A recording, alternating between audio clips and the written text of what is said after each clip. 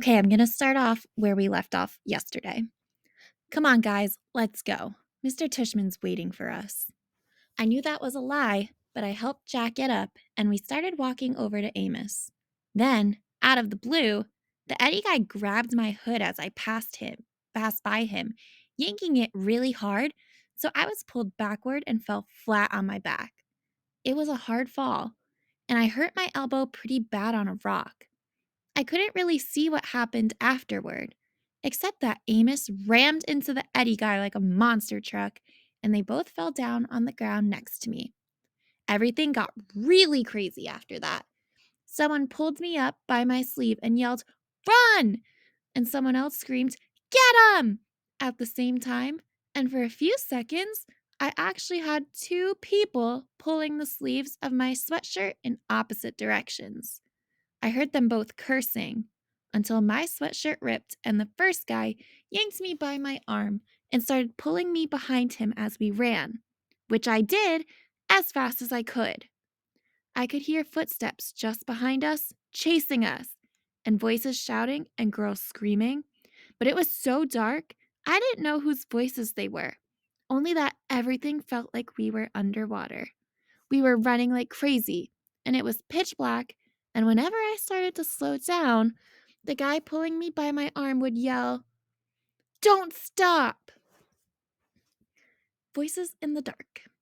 Finally, after what seemed like a forever of running, someone yelled, "I think we lost them!" "Amos?" "I'm right here," said Amos's voice a few feet behind us. "We can stop!" Miles yelled from farther up. "Jack!" I yelled. "Whoa," said Jack. "I'm here." "I can't see a thing."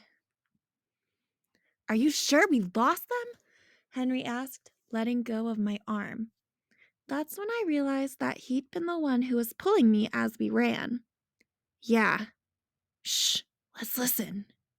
We all got super quiet, listening for footsteps in the dark. All we could hear were the crickets and frogs and our own crazy panting. We were out of breath, stomachs hurting, bodies bent over our knees. "We lost them," said Henry.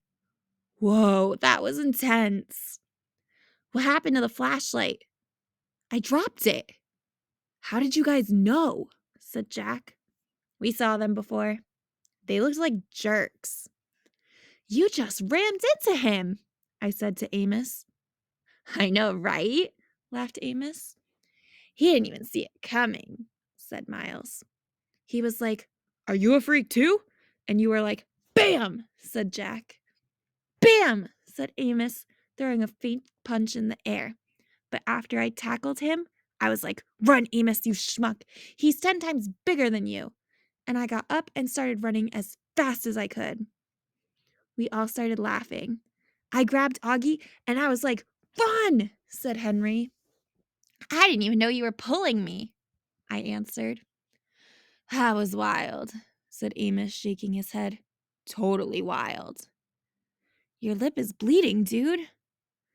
"I got in a couple of good punches," answered Amos, wiping his lip.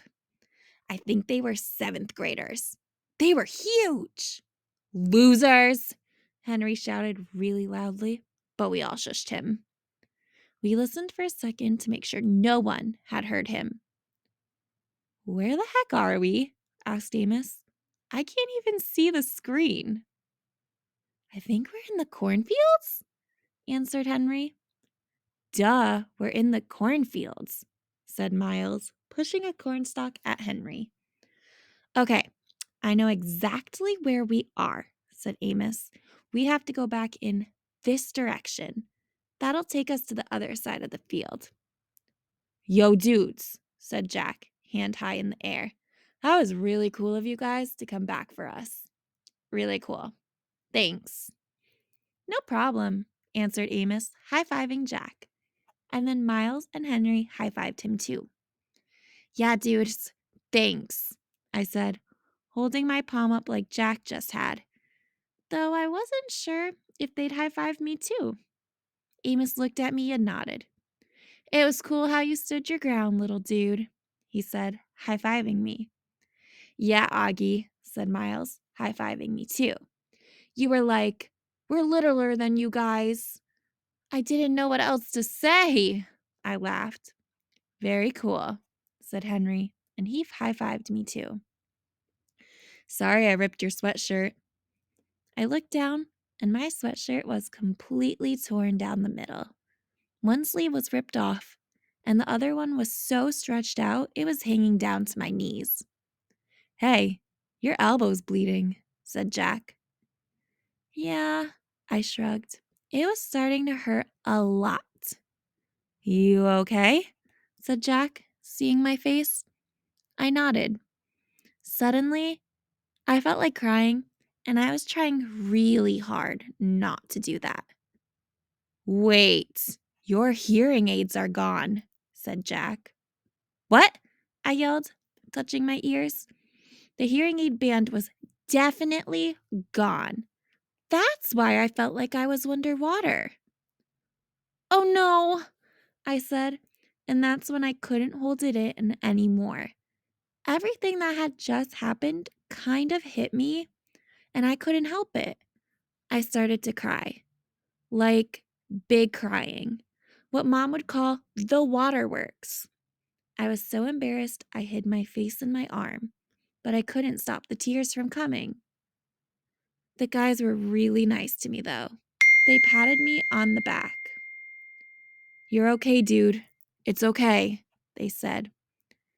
You're one brave little dude. You know that? Said Amos, putting his arm around my shoulders. And when I kept on crying, he put both his arms around me like my dad would have done and let me cry.